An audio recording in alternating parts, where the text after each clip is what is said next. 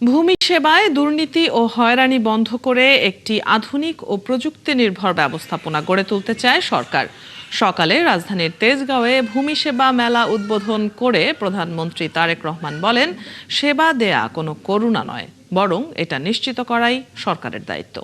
পর্যায়ক্রমে নির্বাচনী ইশতেহার বাস্তবায়নের মাধ্যমে প্রতিশ্রুতি পূরণের আশ্বাস দেন সরকার প্রধান।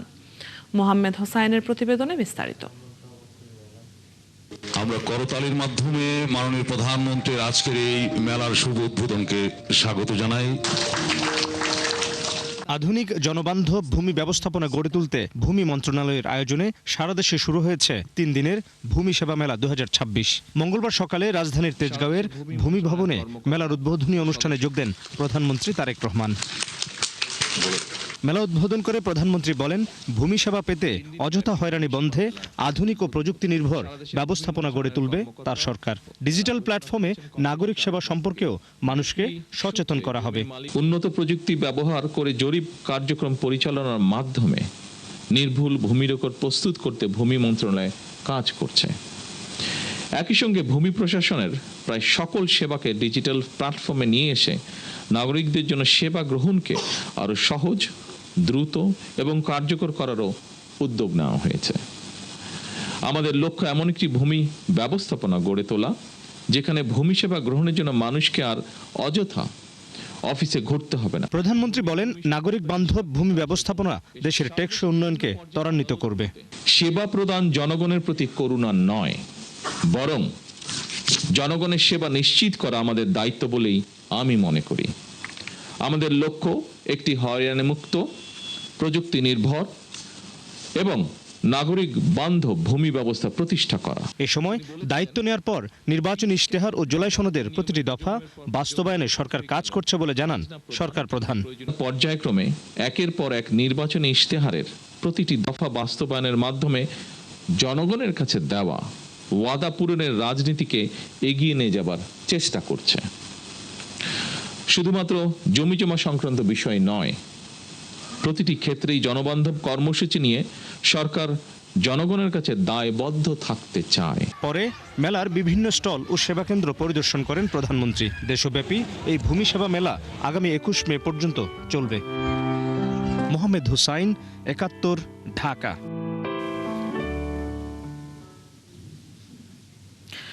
স্থানীয় সরকার প্রতিমন্ত্রী মীর শাহে আলম এই মুহূর্তে ফ্যামিলি কার্ড প্রসঙ্গে কথা বলছেন সাংবাদিকদের সাথে। আমরা সরাসরি শুনে নেব তার বক্তব্য। আরেকটি মায়ের জন্য রাষ্ট্রীয় কোষাগারে ফেরত দিয়েছে। আমি আর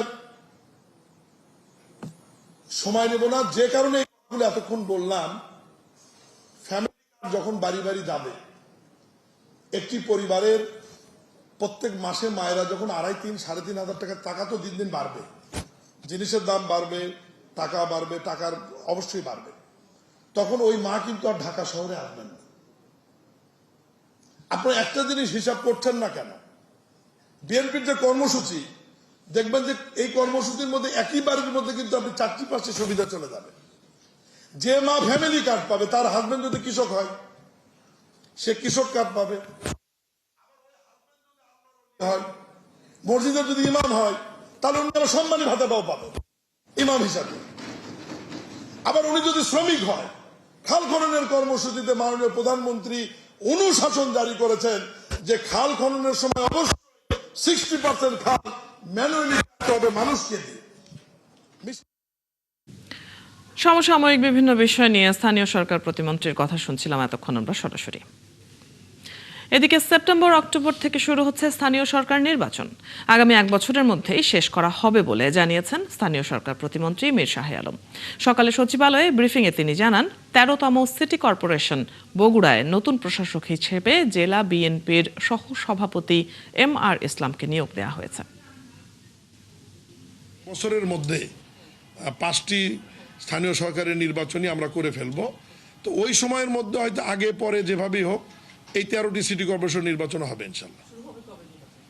নির্বাচন আসলে বর্ষা মৌসুমের পরেই শুরু করার সম্ভাবনাটা বেশি, আমি এটা ব্যক্তিগতভাবে মনে করি। কারণ বাংলাদেশের নির্বাচনগুলো সাধারণত উৎসবমুখর হয়, আর স্থানীয় সরকারের নির্বাচনগুলো আরও বেশি উৎসবমুখর হয়। আর আরেকটা জিনিস আপনাদেরকে বুঝতে হবে যে এই সমস্ত নির্বাচন করতে গেলে অনেক ব্যয়ের ব্যাপার আছে। অর্থ খরচের ব্যাপার আছে। আগামী বাজেটে যেটি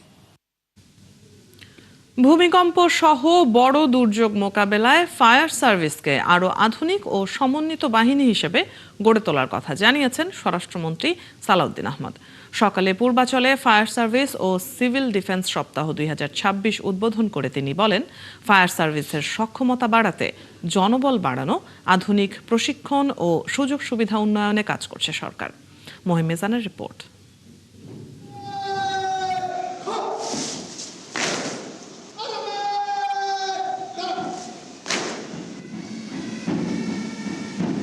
মঙ্গলবার সকালে রাজধানীর পূর্বাঞ্চলে ফায়ার সার্ভিস সপ্তাহ উদ্বোধন অনুষ্ঠানে যোগ দেন স্বরাষ্ট্রমন্ত্রী সালাউদ্দিন আহমদ। প্রধান অতিথির বক্তব্যে স্বরাষ্ট্রমন্ত্রী বলেন, যে কোনো দুর্যোগে মানুষের পাশে ছুটে যায় ফায়ার সার্ভিসের সদস্যরা। তাই তাদের সুযোগ সুবিধা বাড়ানো সহ আন্তর্জাতিক মানের প্রশিক্ষণ ও জনবল বৃদ্ধিতে কাজ করছে সরকার। ইতিমধ্যে 20টি ফায়ার স্টেশন নির্মাণ ও পুনর্নির্মাণের প্রকল্প বাস্তবায়নের কাজ চলমান রয়েছে। অ্যাম্বুলেন্স সেবা সম্প্রসারণের লক্ষ্যে 100টি অ্যাম্বুলেন্স সংগ্রহের কাজও চলমান রয়েছে।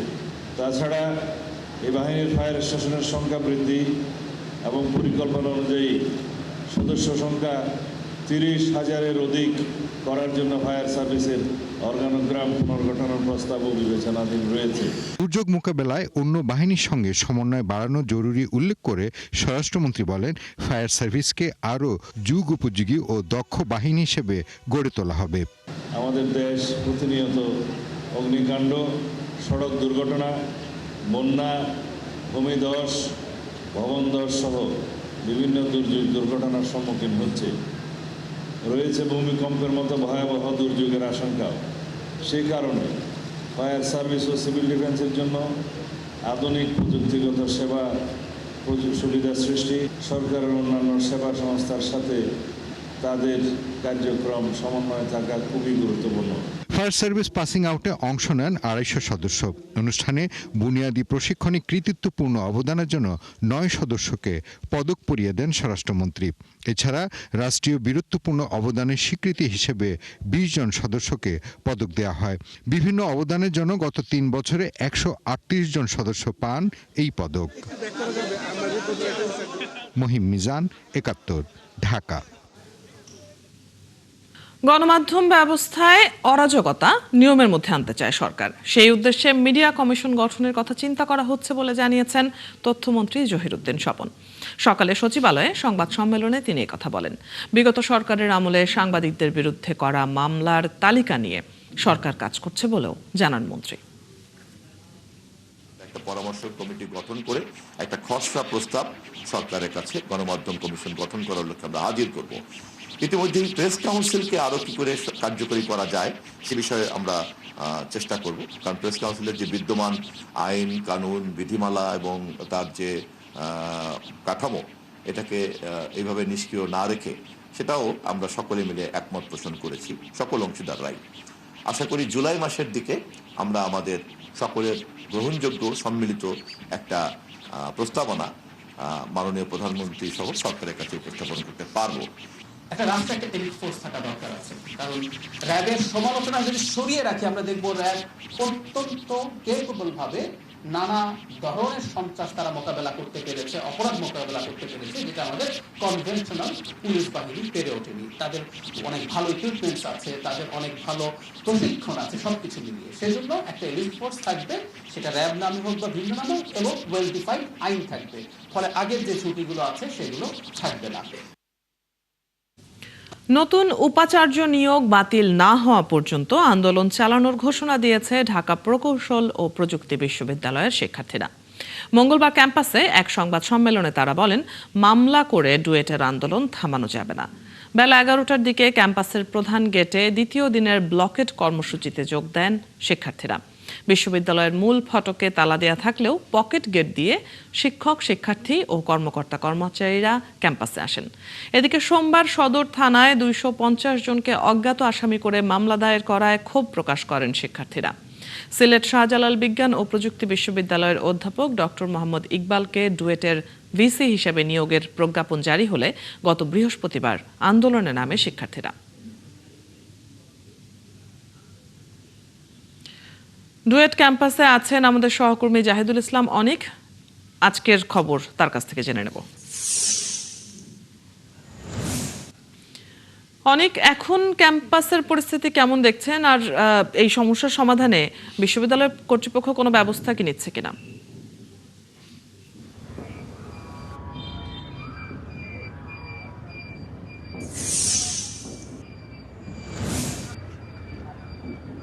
আমাদের এই মুহূর্তে আছি গাজীপুরের জয়দেবপুরে ঢাকা প্রকৌশল ও প্রযুক্তি বিশ্ববিদ্যালয়। আপনাকে জানিয়ে রাখি, নতুন ভিসির যে নিয়োগ সেটি নিয়ে কিন্তু আমরা দেখেছি যে টানা 6 দিনের মতো কিন্তু আন্দোলনরত শিক্ষার্থীরা এখানে আন্দোলন করে যাচ্ছেন এবং তারা গত 2 দিন আগে ডুয়েট ব্লকেট কর্মসূচি পালন করেন। আপনাকে জানিয়ে রাখি যে গতকাল রাতে গাজীপুর যে সদর থানা রয়েছে সেখানে কিন্তু অজ্ঞাত 200 থেকে 250 জনের নামে কিন্তু মামলা দায়ের করা হয়েছে।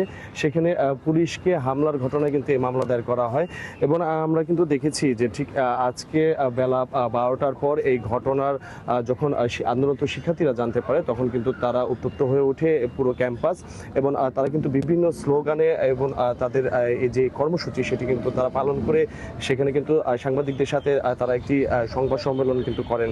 আপনাকে জানিয়ে রাখি যে এর আগে গত 2 দিন আগে এখানে যখন নতুন ভিসি তিনি যখন প্রবেশ করতে চেষ্টা করেন ঠিক তখনই কিন্তু এই ক্যাম্পাসে কিন্তু সংঘর্ষের ঘটনা ঘটে বহিরাগতদের সাথে আন্দোলনরত শিক্ষার্থীদের এবং সেই ঘটনায় কিন্তু আমরা দেখেছি যে এখানে ক্যাম্পাসে যারা ছাত্ররা ছিল তাদের সাথে এবং বহিরাগতদের যে সংঘর্ষ সেই ভিডিও ক্লিপগুলো আপনাকে জানিয়ে রাখি গতকাল পর্যন্ত কিন্তু ক্যাম্পাসে দাপ্তরিক কোনো কার্যক্রম বা প্রশাসনিক কোনো কার্যক্রম কিন্তু চলেনি, কিন্তু আজকে আমরা দেখেছি যে প্রধান ফটকে তালা থাকলেও কিন্তু পাশে যে পকেট গেটটি রয়েছে সেটি দিয়ে কিন্তু এখানে যারা কর্মচারী রয়েছেন তারা কিন্তু প্রবেশ করেছেন। আপনাকে আরেকটি বিষয় আমি জানিয়ে রাখি যে আমরা কিন্তু এখানকার যিনি নতুন ভিসি যিনি গত 2 দিন আগে যোগদান করেছিলেন তার সাথে আমরা কথা বলার চেষ্টা করেছি, কিন্তু তাকে আমরা পাইনি। এই বিষয়ে আমরা কিন্তু এখানকার যারা অফিসার ইনচার্জ রয়েছেন সদর থানা গাজীপুরের তিনি আমাদের যেমনটি জানিয়েছেন যে এখানে যারা হামলা এবং যে ভাঙচুর হয়েছে এ বিষয়ে কিন্তু অভিযোগ হয়েছে এবং সেই অভিযোগের প্রেক্ষিতে কিন্তু তারা মামলা দায়ের রুজু করবেন এবং এই মামলা নিয়ে আবার প্রতিক্রিয়া জানিয়েছেন শিক্ষার্থীরা, যেমনটি আমরা সংবাদে জানছিলাম। ধন্যবাদ অনেক জানিয়ে দেবার জন্য। সবশেষ খবর, ডুয়েট ক্যাম্পাসের পরিস্থিতি জানছিলাম সহকর্মীর কাছ থেকে। 2027 শিক্ষাবর্ষ থেকে প্রাথমিক ও মাধ্যমিক স্তরের পাঠ্যপুস্তকে আসছে বড় পরিবর্তন। নতুন বইয়ে মুক্তিযুদ্ধের সেক্টর ভিত্তিক বর্ণনা, 7 নভেম্বরের ঘটনা ও 90-এর গণ অভ্যুত্থানে খালেদা জিয়ার ভূমিকার মতো বিষয় অন্তর্ভুক্ত হচ্ছে। একই সাথে শিক্ষার্থীদের বইয়ের চাপ কমিয়ে দক্ষতা ভিত্তিক শিক্ষা ও আনন্দময় শেখার নানা উপাদান যোগ করা হচ্ছে। তবে শিক্ষাবিদদের কেউ কেউ বলছেন পাঠ্যক্রম পরিবর্তনের আগে সুনির্দিষ্ট শিক্ষা নীতি প্রণয়ন জরুরি। বিস্তারিত জানাচ্ছেন জুলিয়া তানহা। আবারও বদল হচ্ছে প্রাথমিক ও মাধ্যমিক স্তরের পাঠ্য বই। ক্ষমতার পালাবদলের সাথে এই বদল চলছে 90-এর দশক থেকে। অন্তর্বর্তী সরকারের পর আবারও বড় ধরনের পরিবর্তন হচ্ছে পাঠ্য বইয়ে। এনসিটিবি সূত্র বলছে 2027 শিক্ষাবর্ষের মাধ্যমিক স্তরের বিভিন্ন শ্রেণীর 99টি এবং প্রাথমিক স্তরের 36টি বই পরিমার্জন হচ্ছে। যুক্ত হচ্ছে নতুন 3টি বিষয়ের বইও। 71-এর মুক্তিযুদ্ধের সেক্টর ভিত্তিক বিস্তারিত বর্ণনা যুক্ত হচ্ছে মাধ্যমিক পর্যায়ের বইয়ে, আর থাকবে 90 ও 24-এর গণঅভ্যুত্থানের ইতিহাসও। ইতিহাস বিষয়ক এই পরিবর্তন বিভিন্ন পর্যায়ে যাচাই বাছাইয়ের পর চূড়ান্ত হবে। এছাড়া 4র্থ শ্রেণীর জন্য খেলাধুলা ও সংস্কৃতি বিষয়ক বইয়ে গুরুত্ব দেওয়া হচ্ছে শারীরিক শিক্ষা ও খেলাধুলায়। আর 6ষ্ঠ শ্রেণীর শিক্ষার্থীদের জন্য পরীক্ষামূলকভাবে চালু হচ্ছে লার্নিং উইথ হ্যাপিনেস বই। কারিগরি শিক্ষা বোর্ডের অধীনে 6ষ্ঠ শ্রেণীর জন্য টেকনিক্যাল ও ভোকেশনাল শিক্ষা বিষয়ে একটি উদ্দীপনামূলক বইও আগামী বছর যুক্ত করা হচ্ছে। পরিবর্তন ও পরিমার্জন বিষয়টি নিয়ে কথা বলেছেন জাতীয় পাঠ্যক্রম ও পাঠ্যপুস্তক বোর্ডের চেয়ারম্যান। তিনি জানান, সবার সাথে আলোচনা এখন শেষ ধাপে। বিশ্ববিদ্যালয়ের শিক্ষক আছেন এবং বিভিন্ন শিক্ষা সংশ্লিষ্ট প্রতিষ্ঠানের বিশেষজ্ঞরা ছিলেন, আমাদের স্কুল কলেজের টিচাররা ছিলেন, ওনাদের সবাইকে নিয়ে আমরা আসলে বইগুলো রিভিউ করেছি। তিনি আরও জানান, নতুন বই নভেম্বরের মধ্যেই শিক্ষা প্রতিষ্ঠানে পাঠানো হবে। ঈদের আগেই আমরা আমাদের যে সুপারিশগুলো এসছে সেগুলোকে ইনক্লুড করতে পারবো আমাদের সবগুলো বইতে, এবং সেটা ধরে আমরা আগামী জুনের মধ্যে এই বইয়ের প্রস্তুতির কাজটা শেষ করব।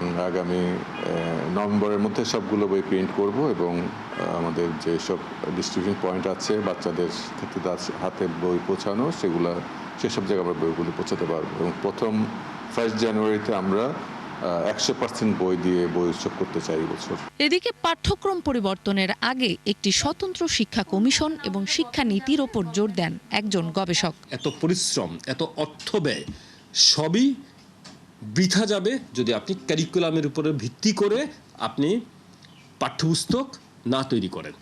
আবার ক্যারিকুলাম পরিবর্তন করতে হলে আপনাকে শিক্ষা নীতির উপরে ভিত্তি করে করা লাগবে। আবার শিক্ষা নীতি তৈরি করতে হলে একটা কমিশন করে সেই নীতিমালা তৈরি করা লাগবে। পাঠ্য বই পরিমার্জন, কারিকুলাম রিভিউ এবং নতুন শিক্ষাক্রম প্রণয়ন, এই 3 ধাপে সংস্কারের উদ্যোগ নেওয়া হয়েছে। জুলিয়া তানহা, ৭১, ঢাকা।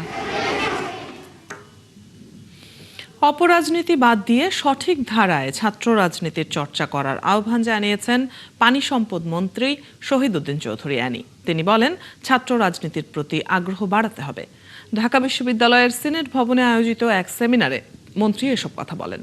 এ সময় তিনি জানান, বিএনপির নির্বাচনী ইশতেহার অনুযায়ী 20,000 কিলোমিটার খাল খননের জন্য সরকারি জমি থেকে যাদের উচ্ছেদ করা হবে তাদের কাউকে সহায়তা দেয়া হবে না। সেমিনারে মৎস্য ও প্রাণী সম্পদ প্রতিমন্ত্রী সুলতান সালাউদ্দিন টুকু জানান, বর্তমানে দেশে 1,23,34,000 গবাদি পশুর মজুদ রয়েছে। প্রয়োজনের তুলনায় বেশি থাকায় এবার সীমান্ত পাড়ি দিয়ে চোরাই পথে পশু দেশে ঢুকতে দেয়া হবে না।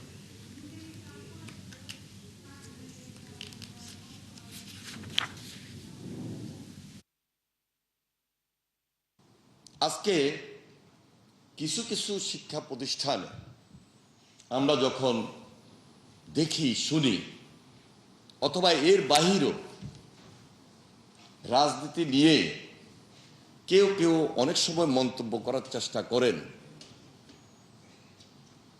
করার কিছু কারণও আছে। কিন্তু এই চ্যালেঞ্জটা কিন্তু ওই শিক্ষার্থীকে ওভারকাম করেই কিন্তু রাজনৈতিক টেবিলে আসতে হবে। বিগত সরকারের সাথে আমাদের তুলনা করলে কিন্তু হবে না, হবে এবং তারা যা করছে আমরা তাই করব, এই মানসিকতা নিয়ে বক্তৃতা দিলেও কিন্তু ঠিক না। আমরা সবাই কিন্তু একটা রেজিমের বিরুদ্ধে আন্দোলন করে একটা ফ্যাসিস্ট গভর্নমেন্টের বিরুদ্ধে এখন যারা সংসদে রয়েছে বিশেষ করে সবাই কিন্তু একটা ফ্যাসিবাদের বিরুদ্ধে আন্দোলন সংগ্রাম করেছে যে এই বাংলাদেশ আমরা চাই না। আমরা বাংলাদেশের স্বার্থ রক্ষা করে পথ চলবে এইরকম বাংলাদেশ আমরা চাই সবাই। সারা দেশে জমে উঠছে কোরবানির পশুর হাট। বিরূপ আবহাওয়ার মধ্যেই বিভিন্ন স্থান থেকে খামারি ও পাইকাররা কোরবানির পশু নিয়ে হাটে আসতে শুরু করেছেন। হাট পুরোপুরি জমে না উঠলেও খামার থেকেই শুরু হয়েছে বেচাকেনা।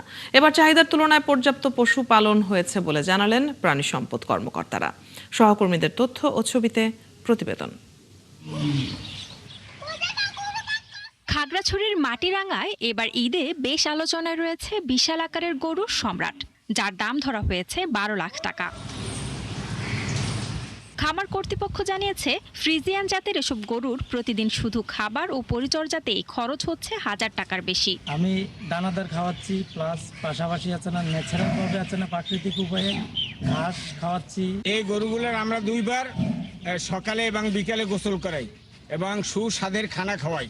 উপজেলা প্রাণী সম্পদ কর্মকর্তা জানান, চলতি বছর জেলায় কোরবানির পশুর চাহিদা পূরণ করে আরো 5000-এর বেশি পশু উদ্বৃত্ত থাকবে। স্টেরয়েড জাতীয় বা এই ধরনের ক্ষতিকর কোনো কিছু, রাসায়নিক কোনো কিছু ব্যবহার করা হয় না। এখানে আমরা যতটুকু জানি, আমাদের কাছে যতটুকু ইনফরমেশন আছে, স্টেরয়েড জাতীয় কোনো কিছু জিনিস এই পুরো ডিস্ট্রিক্টে কিন্তু ব্যবহার করা হয় না। এদিকে পটুয়াখালীর মির্জাগঞ্জের কৃষক সোহাগ মৃধার আলোচিত সার কালো মানিক এখন বিক্রির অপেক্ষায়। ফ্রিজিয়ান জাতের রাজকীয় এই সারের ওজন প্রায় 45 মণ। ঈদে 22 লাখ টাকায় বিক্রি করার সিদ্ধান্ত নিয়েছেন এই কৃষক। আমি বাজারে যাই বা ডাক দেওয়ার সাথে সাথে আমি এবারে জায়গায় আইয়ে ধরেন এই গরু বাজার আমি পরিবেশটা খুব সুন্দর করি, সেবা যত্ন আমার ছেলের যে সেবা যত্ন করি, তার সামনে ওর সেবা যত্ন আমি বেশি করি। কালো মানিককে দেখতে প্রতিদিন সোহাগ মৃধার বাড়িতে ভিড় করছেন কৌতূহলী মানুষ। এলাকাবাসীও সবাই চায় যেন ওই গরিব ছেলেটা এত বড় একটা গরু লালন পালন করে বড় করেছে, যাতে ও বিক্রি করে। আমরা চাই, আমরা দোয়া করি এই গরুটা যেন ভালো দামে বিক্রি করতে পারি, যাতে তার পরিবারটা যেন স্বাবলম্বন হয়। অন্যদিকে ব্রাহ্মণবাড়িয়ায় আলোচনায় বিশাল আকৃতির গরু বাদশা। বিলকেন্দুয়া গ্রামের এই গরুর ওজন 21 মণ, আর বাদশার দাম 8 লাখ টাকা ধরা হয়েছে। আজকে এই 4টা বছর পালা আমরা আমার 2 ভাইয়ে 4 বছর ধরে পালতাছে গরুটারে। আরো পাশাপাশি আরো কিছু গরু আছে, এটার সাথে এটা খুব একটা আওয়াজ করে আমরা পালছিলাম। ব্রাহ্মণবাড়িয়ায় এবার শতাধিক স্থানে পশুর হাট বসেছে, তবে এখনো পুরোদমে বেচাকেনা শুরু হয়নি। এদিকে জেলার বিভিন্ন হাটের জন্য ভেটেরিনারি মেডিকেল টিম প্রস্তুত রাখার কথা জানান জেলা প্রাণী সম্পদ কর্মকর্তা। কোরবানি পশুর হাটকে সামনে রেখে বরাবরের মতো এবারও আমাদের হাটগুলিতে ভেটেরিনারি মেডিকেল টিম থাকবে, যাদের দায়িত্ব হবে প্রাথমিকভাবে চিকিৎসা দেওয়া, পরামর্শ প্রদান।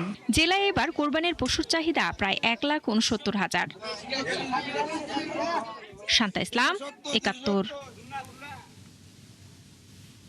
যে কোনো দখল পুনরুদ্ধার করতে চায় সরকার, কারণ সরকার বিশ্বাস করে দলিল যার জমি তার, বললেন পানি সম্পদ প্রতিমন্ত্রী ফরহাদ হোসেন আজাদ। মঙ্গলবার পঞ্চগড় জেলা প্রশাসকের কার্যালয় চত্বরে ভূমি সেবা মেলার উদ্বোধন করে তিনি একথা বলেন। প্রতিমন্ত্রী আরও বলেন, বর্তমান সরকার ভূমি নিয়ে সর্বোচ্চ অগ্রাধিকার দিয়ে কাজ করছে। এর আগে প্রতিমন্ত্রী জেলা প্রশাসন আয়োজিত ভূমি সেবা র্যালিতে অংশ নেন, উদ্বোধন করেন ভূমি সেবা মেলার। পরে মেলার 9টি স্টল ঘুরে দেখেন। 3 দিনের এই মেলায় ভূমি সংক্রান্ত নানা সেবা দেওয়া হবে। এছাড়া আয়োজন করা হয়েছে কুইজ প্রতিযোগিতা, পুরস্কার বিতরণী ও সাংস্কৃতিক অনুষ্ঠানের।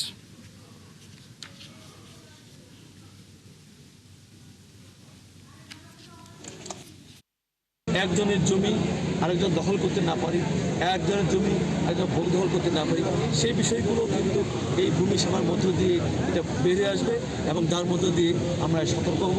আগামী দিনে একটা বিষয় আসবে, দলিলদার, কাগজদার, জমিদার। দেশ জুড়ে হাম রোগীর সংখ্যা বাড়তে থাকায় সরকারি সব স্বাস্থ্যসেবা প্রতিষ্ঠানে হাম ও সন্দেহজনক রোগীদের চিকিৎসায় বিশেষ নির্দেশনা দিয়েছে স্বাস্থ্য অধিদপ্তর। রোগীর সংক্রমণ নিয়ন্ত্রণ ও কার্যকর চিকিৎসা নিশ্চিত করতে আলাদা ওয়ার্ড বা কেবিন নির্ধারণ সহ 5 দফা নির্দেশনা জারি করা হয়েছে। এ নিয়ে জানব বিস্তারিত। যুক্ত হচ্ছেন সহকর্মী মেহেদী হাসান।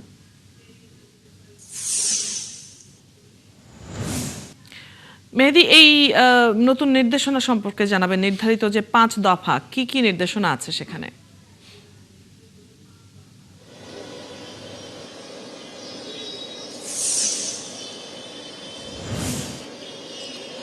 অদিতি, আজকে স্বাস্থ্য অধিদপ্তর থেকে একটি প্রজ্ঞাপন জারি করা হয়েছে। সেখানে বলা হয়েছে যে এখন বাংলাদেশের প্রতিটি হাসপাতালেই হামের চিকিৎসা করতে হবে এবং হামের চিকিৎসার জন্য আলাদা ওয়ার্ড রাখতে হবে। কারণ আপনি জানেন যে হাম রোগটা এতটা ছোঁয়াচে, বিশ্বের প্রধান কয়েকটা ছোঁয়াচে রোগের মধ্যে এই হাম অন্যতম। তাই তাদের চিকিৎসার জন্য একদম পুরোপুরি আলাদা চিকিৎসা ব্যবস্থা রাখতে হবে। ডাক্তার এবং অন্যান্য সরঞ্জাম, যে চিকিৎসা সামগ্রী, বেড, আইসিইউ সবগুলো তারা নির্ধারণ করতে স্বাস্থ্য অধিদপ্তর ইতিমধ্যে নির্দেশনা দিয়েছে।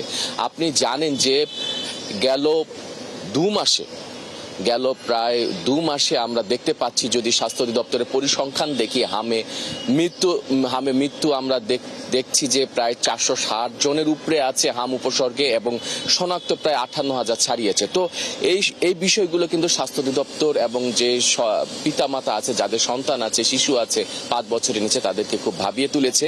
ডাক্তারদেরকে যে বিষয়টি এখন ভাবিয়ে তুলেছে সেটা হচ্ছে যে হাম চিকিৎসা, হাম আক্রান্ত হবার পরবর্তী যে জটিলতাগুলো দেখা যাচ্ছে শিশুদের, নিউরো এবং হৃদরোগে নানা জটিলতা দেখা যাচ্ছে, এই বিষয়গুলো ভাবিয়ে তুলেছে। তো ডাক্তাররা বলছে যে তারা উপসর্গ দেখে চিকিৎসা দিচ্ছে এবং ঢাকার বাইরে যে ডাক্তারগুলো আছে যারা হামের চিকিৎসা করবে তাদেরকে বিশেষ সতর্কতা এবং উপসর্গটা খুব সূক্ষ্মভাবে দেখে তারপর ওষুধ এবং চিকিৎসা দেওয়ার পরামর্শ দেওয়া হচ্ছে। ঢাকার যে বড় বড় হাসপাতালগুলো আছে, যেখানে আসলে অনেক রোগীর চিকিৎসা নিচ্ছে, সেই হাসপাতালের চিকিৎসকদের এমন পরামর্শ দিচ্ছে। মেহেদী, আপনার কাছ থেকে আমরা জেনে নিচ্ছিলাম নতুন নির্দেশনাগুলো সম্পর্কে। ধন্যবাদ যুক্ত হবার জন্য। দর্শক, সহকর্মী মেহেদী হাসান জানিয়ে দিচ্ছিলেন হাম পরিস্থিতির সবশেষ খবর। চলছে সংবাদ সংযোগ, ফিরছি বিরতির পর। 71-এর সাথেই থাকুন। সিলেটের গোয়াইনঘাট সীমান্তে ভারতীয় সীমান্ত রক্ষী বাহিনী বিএসএফ এর গুলির জবাবে পাল্টা গুলি চালিয়েছে বর্ডার গার্ড বাংলাদেশ বিজিবি। তবে এই ঘটনায় কেউ হতাহত হয়নি। সিলেটের বিজিবি কর্মকর্তারা জানান, সোমবার বিকেলে সোনারহাট সীমান্ত এলাকায় বিএসএফ গুলি চালায়। বিজিবি তাৎক্ষণিকভাবে পাল্টা গুলি করে। বিজিবির পদক্ষেপের ফলে দ্রুত পরিস্থিতি নিয়ন্ত্রণে আসে। বর্তমানে সীমান্ত পরিস্থিতি শান্ত রয়েছে। তবে সীমান্তে বিজিবির টহল ও নজরদারি বাড়ানো হয়েছে। পাশাপাশি সীমান্ত এলাকায় সবাইকে সাবধানে চলাচল করতে বলা হয়েছে।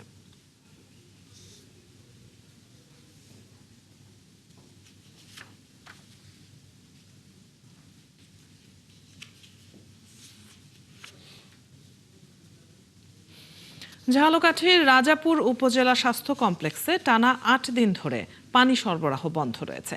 সবাইকে কিনতে হচ্ছে বোতলের পানি। ব্যাহত হচ্ছে টয়লেট ব্যবহার ও পরিষ্কার পরিচ্ছন্নতার কাজ। হাসপাতাল কর্তৃপক্ষ জানিয়েছেন, পানির স্তর নেমে যাওয়ায় পুরানো কূপ থেকে ওঠানো যাচ্ছে না।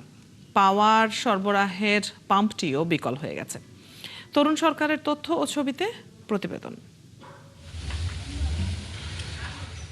50 শয্যার ঝালকাঠির রাজাপুর উপজেলা হাসপাতালে 8 দিন ধরে পানি নেই।